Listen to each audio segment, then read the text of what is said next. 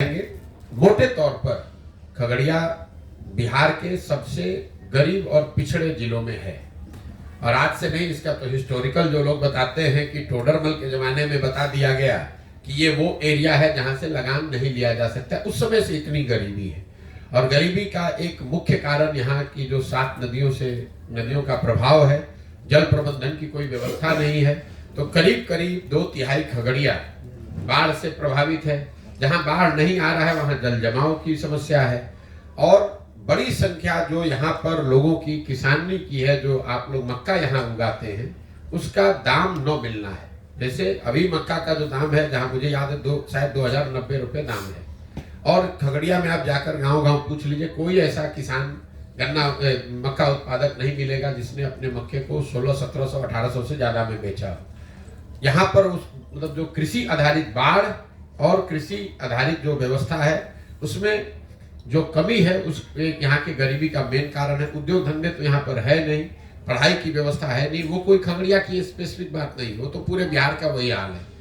पलायन, बेरोजगारी, शिक्षा का ध्वस्त होना और किसानों की बदहाली, ये तो हर जगह है। खगड़िया बेगूसराय के मुकाबले या दूसरे अन्य जिलों के मुकाबले ज्यादा पिछड़ा क्यों है, उसकी एक वजह मुझे समझ में आ रही है। यहाँ पर जो नदियों का प्रभाव है यहाँ के जीवन पर, यहाँ के सामाजिक आर्थिक जीवन पे, वो बहुत ज्यादा है। और इन नदियों के जल प्रबंधन को लेकर कोई ऐसा प्रयास नहीं किया गया। जैसे हम लोग यहाँ बैठे हुए हैं, यहाँ पर 2 पुल की मांग हमको लग रहा है कि आज पिछले 20-25 बरस से चल रही है, आज तक नहीं बना। यहाँ नदियों मतलब बाढ़ हर साल आ रहा है। जिस एरिया में हम लोग बैठे हैं, इस साल नहीं आया है, लेकिन लोग बता रहे हर साल बाढ़ आता है, लेकिन कोई उसके लिए प्रयास नहीं किया गया है। हर साल लोगों को मालूम है, एक ही नेता यहाँ जो विधायक है 3 बार 4 बार 5 बार से लोग जीत कर आ रहे हैं, लेकिन समस्याएं वही बनी हुई हैं, कोई उसका परिवर्तन नहीं हुआ। तो खगड़िया में जब तक पानी के प्रबंधन को ठीक नहीं किया जाएगा, तब तक खगड़िया का समुचित विकास संभव नहीं है। खगड़िया बिहार के उन राज्यों में है, उन जिलों में इसकी गिनती मैं करता हूं जहां बाढ़ और पानी के प्रबंधन को सबसे ज्यादा प्राथमिकता के आधार पर जिसका रास्ता अगर निकाला जाए, तभी यहाँ की जीवन शैली और यहाँ की आर्थिक सामाजिक विकास की बात हो सकती है।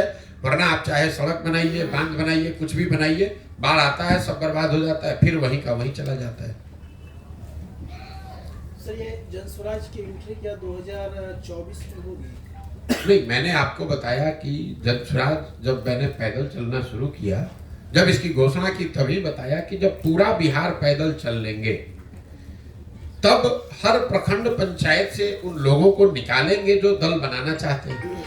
अभी उस समय मेरा अनुमान था कि 1-1.5 साल में पूरा बिहार चला जा सकता है, लेकिन जब मैं चल रहा हूं करीब करीब अभी 18 महीने हो गए, मैं आधा बिहार ही पैदल चल पाया। इस पदयात्रा में किलोमीटर और दिन निश्चित नहीं है, उद्देश्य निश्चित है कि हर गांव पंचायत तक पहुंचना है, पहुंचकर वहां के लोगों की, वहां की समस्याओं को समझना है। ऐसे लोग जो उन समस्याओं को सुलझाने के लिए सामाजिक राजनीतिक तौर पे सक्रिय होना चाहते हैं, उनको जोड़ना है और उनको जोड़कर एक नई व्यवस्था बनाना है। अब उसको करने में अगर 2 बरस ज्यादा लग जाए तो ज्यादा लग जाए, कोई हमें जल्दी नहीं है। 2 बरस और लगेगा, 2 बरस और लग जाए, लेकिन दल तभी बनेगा जब मैं पूरे बिहार को समझ लूं, उन लोगों से मिल लूं, उनकी समस्याओं को जान लूं। और ये करने में मुझे लग रहा है कभी 1-1.5 साल और समय लगेगा। तो उस नजरिए से जो आपका सवाल है कि क्या लोकसभा चुनाव से पहले जनस्वराज दल बनेगा, बिल्कुल नहीं बन सकता है। इसलिए नहीं बन सकता है कि हम लोग का अभी हमारी पदयात्रा पूरी नहीं हुई है। और जो मैंने बिहार की जनता को आश्वासन दिया है कि भाई पूरा बिहार घूमने के बाद ही लोगों की मदद से दल बनाया जाएगा। अगर आज चुनाव के नजरिए से हम दल बना लें, तब तो दल बनाने से पहले ही हम वो करना शुरू कर देंगे। लोग यही कहेंगे कि देखिए चुनाव आया तो फिर अपना हवा बना के चुनाव लड़ने की कोशिश कर रहे हैं। जनस्वराज का उद्देश्य दल बनाकर चुनाव लड़ना नहीं, ये एक नई व्यवस्था बनाना है जिसमें 5 बरस लग जाए, 10 बरस लग जाए, लेकिन बिहार में सही मायनों में लोगों की जिंदगी बदले, व्यवस्था बदले, वो प्रयास है। सिर्फ दल बनाकर चुनाव लड़ना होता तो इतने प्रयास की क्या जरूरत हो। तो पटना बैठिएगा, एक दिन में दल बन जाएगा। और कि जब सबको कोई ना कोई लड़ने वाला मिल जाता है, तो हमारी जो पृष्ठभूमि है, हमको भी लड़ने वाले घर घर लोग मिल जाएंगे। वो प्रयास नहीं है। प्रयास जो मैंने आपको बताया, पहले समाज को तैयार करना, उसी समाज से ऐसे लोगों को ढूंढ कर निकालना जो एक नई राजनीतिक दल व्यवस्था बनाना चाहते हैं, और साथ साथ जमीनी हकीकत को समझकर एक योजना बनाना, ताकि कल अच्छे लोग चुनकर आए तो उनको मालूम हो कि खगड़िया को सुधारने के लिए करना क्या है, बेलदौर में क्या करना है, परबत्ता में क्या करना है। जब ये जानकारी नहीं रहेगी, अभी स्थिति ये है कि जो 2 बार 3 बार का विधायक है, समस्या की बात तो छोड़ दीजिए। कई बार लोग कहते हैं भैया पैदल चलने से क्या होगा, हम लोग तो पहले ही से मालूम है क्या समस्या है। बिल्कुल नहीं मालूम है। मैं आपको दावा कर रहा हूं कैमरे पर, जो भी आपके यहाँ खगड़िया जिला में विधायक है 2 बार 3 बार से, उसको आप कैमरे पर बैठा दीजिए और बोलिए कि बिना कागज देखे हुए अगर अपने पंचायतों का नाम बता दे तो आप जो कहिएगा मैं मान लूंगा। लोग अपने पंचायतों का नाम नहीं जानते हैं, समस्या की तो बात ही छोड़ दीजिए। जो 2-2 3-3 बार से विधायक है उसको अपने सारे पंचायतों का नाम नहीं मालूम। हर पंचायत में लोग 5-5 वर्ष में एक बार अपना मुंह दिखाने भी नहीं गए। तो लोगों की जो जमीन पर समस्या है उसको जब तक नहीं जुड़ा जाएगा, उसको समझा नहीं जाएगा, तब तक उसका सुधार संभव नहीं है। बिहार की राजनीति में जो जाति का महाजाल एक तरह से देखा जाए तो प्रशांत किशोर अपने आप को कहाँ पाते हैं? प्रशांत किशोर को इसमें कहीं अपने आप को पाने की जरूरत नहीं है। ये आपके दिमाग का भ्रम है। आप कितने दिन से पत्रकारिता करते हैं हम नहीं जानते हैं, लेकिन एक बिहार में ये भ्रम फैला दिया गया है कि बिहार का हर व्यक्ति जाति पर ही वोट देता है। अब आपने ये कहा कि बिहार में जातियों का महाजाल है, तो मैंने पूरे देश में काम किया है। सुन लीजिए, हाँ, राजनीति के हिसाब से ही बोल रहे हैं। हमने पूरे देश में काम किया है। कोई राज्य हमको देश में नहीं मिला जहां जातियों का प्रभाव न हो। कर्नाटक में भी वोकालिगा और लिंगायत की बात आप रोज सुनते हैं। गुजरात में भी जातियों की बात होती है, आंध्र प्रदेश में भी जातियों की बात हो रही है, महाराष्ट्र में भी जाति की बात हो रही है। लेकिन आपको हमको ये समझ में नहीं आता है, क्योंकि हम लोग पिछड़े और गरीब राज्य हैं, तो आप पर ये तोहमत लगा दिया गया है कि बिहार इसलिए पिछड़ा है क्योंकि यहाँ पर सब लोग जाति की ही बात करते हैं। और आपको हमको जाने अनजाने ये समझ में नहीं आ रहा है कि आप अपने मुंह में कीचड़ लगा रहे हैं, बिना इस चीज को समझे हुए ये बता रहे हैं जैसे कि पूरे देश में जाति नहीं है, बिहार में ही जाति है। अब मैं आपको इसका सटीक एक उदाहरण दे देता हूँ। आप यहाँ पत्रकार हैं, राजनीति को कवर करते हैं। बिहार में मोदी जी को, भाजपा को वोट पड़ता है कि नहीं पड़ता है? पड़ता है। जब आप जाकर पूछेंगे कि वोट कैसे ये सांसद जीता है, तो लोग बताते हैं कि अरे सांसद को कहाँ वोट पड़ा, ये तो मोदी जी के नाम पर सब वोट पड़ा है।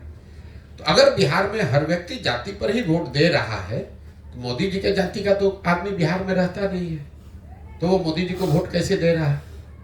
अभी तो आपने कहा कि भाई हर आदमी जाति पर ही वोट दे रहा है, तो मोदी जी के जाति के कितने लोग बिहार में रहते हैं, ये आप हमको समझा दीजिए। तब आप तुरंत कहिएगा भैया वो तो हिंदू मुस्लिम के नाम पे देता है। हिंदू मुस्लिम के नाम पे दे रहा है, लेकिन जाति के नाम पे तो नहीं दे रहा है। कई जाति समूह के लोग भाजपा को, मोदी जी को किसी दूसरे मुद्दे पर वोट देते हैं, जाति पर नहीं देते। इसका दूसरा पक्ष देख लीजिए। बिहार में 18% मुसलमान रहता है, वो आरजेडी को वोट देता है, लालटेन को वोट देता है। वो लालू जी के जाति का तो नहीं है, तो मुसलमान आरजेडी को क्यों वोट देता है? वो वोट इसलिए देता है क्योंकि वो भाजपा को दे नहीं सकता है और सामने उसके पास कोई विकल्प नहीं, इसलिए लालटेन को वोट देता है। वो जाति के लिए वोट नहीं देता है। बिहार में 50% से ज्यादा ऐसे लोग हैं जो जाति के आधार पर वोट नहीं करते। ये आप भ्रम मत पालिए। तो ये लोगों के दिमाग में बैठा दिया गया कि भैया जाति पर सब वोट होता है, जाति पर ही सब वोट होता है।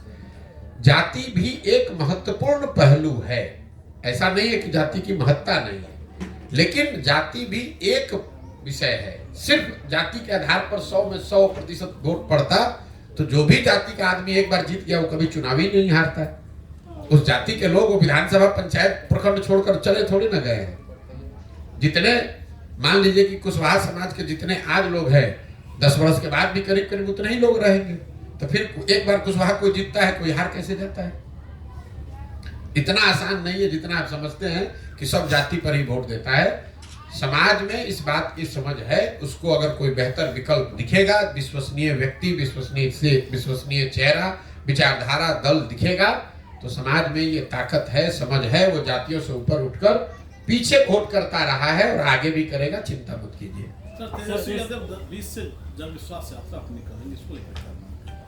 इसमें हमको क्या मानना है?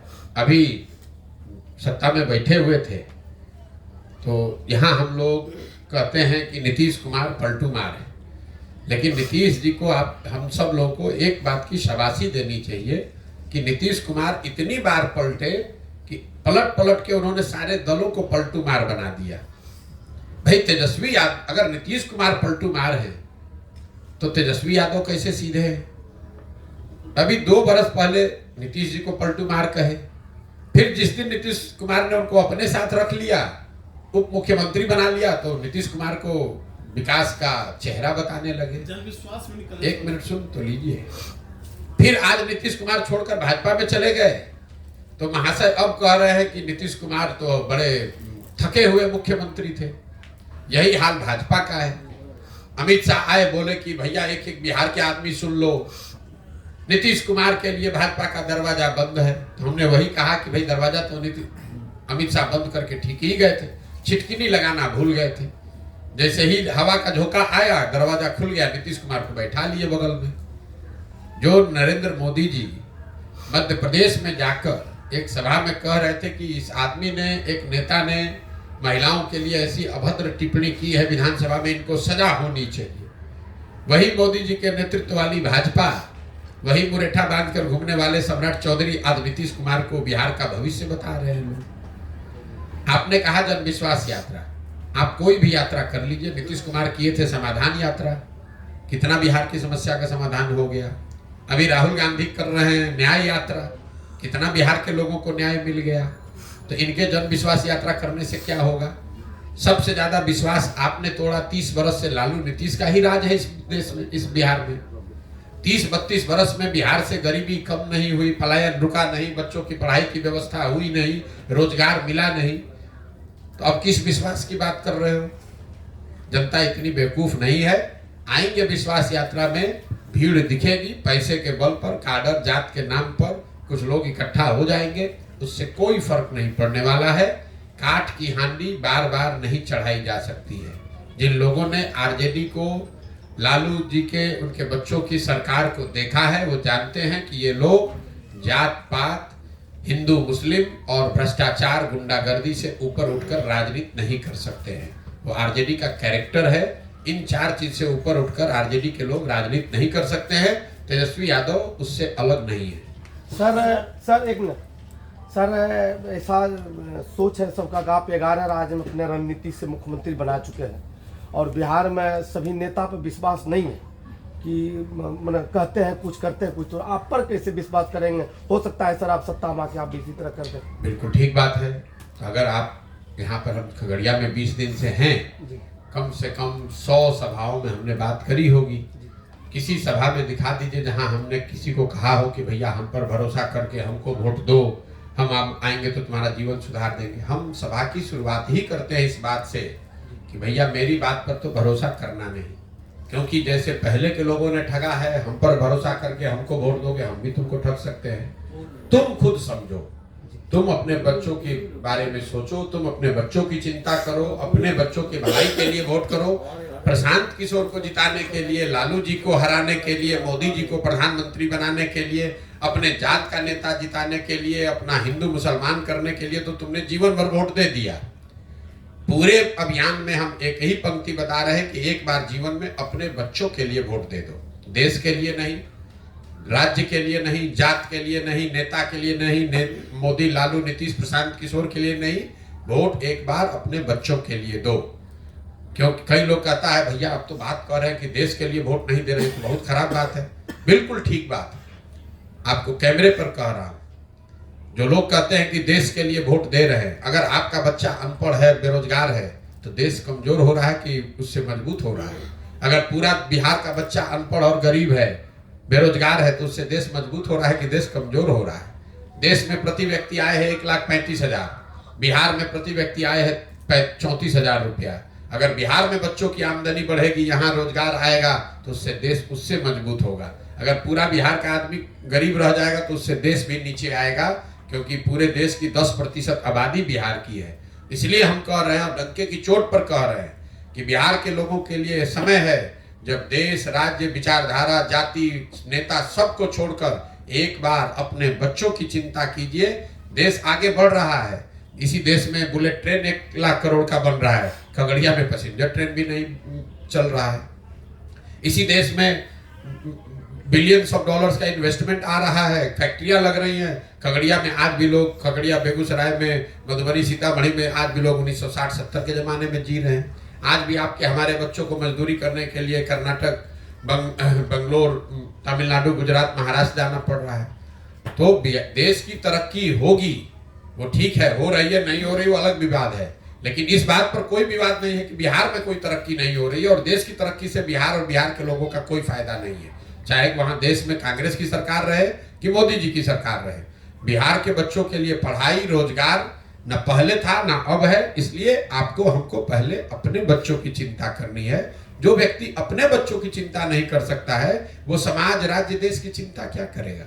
सर, ये जन स्वराज का जिला में जो संगठन आप कर रहे हैं, कब से कर रहे हैं, कब, माने कैसे नहीं, जो मैंने आपको बताया, पदयात्रा के दौरान जो लोग मिलते हैं, जो इस विचारधारा को सुनकर समझकर तय करते हैं कि भैया अब हम लोग को जन स्वराज से जुड़ना है, एक नया दल बनाने में कंधा लगाना है, ऐसे हजारों लोगों को एक साथ इकट्ठा करके पदयात्रा जब हम खत्म करेंगे तो वो संगठन बनाकर पब्लिकली जारी करेंगे। आप भी देख पाइएगा, जिले के स्तर पर 250 लोग, अनुमंडल के स्तर पर 50, प्रखंड के स्तर पर 200 और पंचायत के स्तर पर 50 लोगों की पहली कार्यवाहक समिति जारी की जाएगी।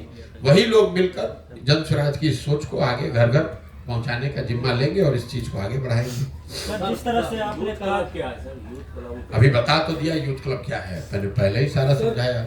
यूथ क्लब बिहार में 1 लाख बच्चों को जो अपने लिए सामाजिक राजनीतिक पहचान बनाना चाहते हैं, आने वाले समय में राजनीति करना चाहते हैं, उनके लिए प्रशिक्षण संसाधन की व्यवस्था है, ताकि वो लोग जिनके बाबूजी, जिनके घर वाले बड़े लोग नहीं है, राजनीति से जुड़े हुए लोग नहीं है, लेकिन ऐसे बच्चे जिनमें काबिलियत है, क्षमता है, ऐसे बच्चों को राजनीति में लाकर उनको प्रशिक्षित किया जाए और उनको ये अवसर दिया जाए कि कल होकर अगर उनमें क्षमता है तो आकर वो राजनीति कर सके। सर, एक सवाल है सर कि जन स्वराज आने वाले समय में जो कह रहे हैं कि हम पंचायत में मुखिया हो या प्रमुख हो या विधायक के इलेक्शन लड़े, मैं उसको साथ दूंगा या मतलब उसको सहयोग करूंगा, क्या आने वाले समय में वैसे व्यक्ति को तो नहीं देगी जो जदयू में है या राजद में है या जो बीजेपी में जो भ्रष्टाचार में। जन स्वराज का जो स्लोगन है वो है सही लोग जी।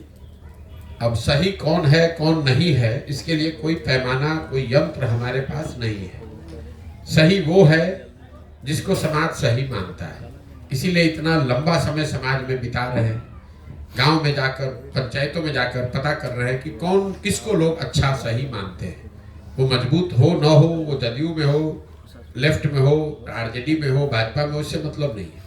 राजनीति में है नहीं, इससे मतलब नहीं है। जिसको भी समाज अच्छा सही मानता है उस आदमी को जाकर ये हाथ जोड़ना, समझाना कि भाई आप आइए, खाली बैठकर घर में बात करने से नहीं होगा। अगर बिहार में आप सुधार करना चाहते हैं तो इसमें कंधा लगाइए, पैसे का, जाति का, व्यवस्था का चिंता छोड़ दीजिए, आप जुड़िए जन स्वराज से, आपकी मदद की जाएगी। आप सब लोग मिलकर जुड़कर प्रयास करेंगे तो बिहार में बेहतर विकल्प बन सकता है। नहीं कीजिएगा तो जैसे चल रहा है वैसे चलता रहेगा। सर, जिस तरह से आपने कहा कि पिछले 30 वर्षों से लगातार 1200 ही परिवार के जो लोग नेता बने, MP MLA बने, क्या आगे आपका जो ये मुहिम है 1 लाख लोगों को जोड़ने का, उसको प्रशिक्षण दीजिए, क्या उसको मौका मिलेगा युवा वर्ग को? फिर वही बात है मेरे भाई, 1250 लोग सांसद विधायक की बात करें, उसके लिए जन स्वराज एक नया दल, नया विकल्प बनाने का प्रक्रिया चल रही है। क्लब 1 लाख उन बच्चों को तैयार करने की बात है जो अभी राजनीति में सक्रिय नहीं है। ऐसे बच्चे जो 2 साल, 4 साल, 5 साल, 10 साल मेहनत करके सामाजिक राजनीतिक पहचान बनाएंगे। ऐसा तो है नहीं कि आप गांव में बैठे हैं, जन स्वराज में आइएगा कल विधायक बन जाइएगा। लेकिन आप गांव में हैं, आप शुरुआत करेंगे, वार्ड सदस्य बनिएगा, मुखिया बनिएगा, प्रमुख बनिएगा, 10 साल अपनी छवि बनाइएगा, लोग आपको जानेंगे, तो आपकी उस यात्रा में जन स्वराज आपकी मदद करेगा, प्रशिक्षण के तौर पर और संसाधन व्यवस्था के तौर पर। लेकिन काम करने की जिम्मेवारी तो उस बच्चे की है जो इसको करना चाहता है। और आप पत्रकार बने हैं, एक दिन में तो पत्रकार नहीं बने हैं। आप डॉक्टर बनते हैं, एक दिन में डॉक्टर नहीं बनते हैं। 8 साल 10 साल पढ़ाई करते हैं तब डॉक्टर बनते हैं।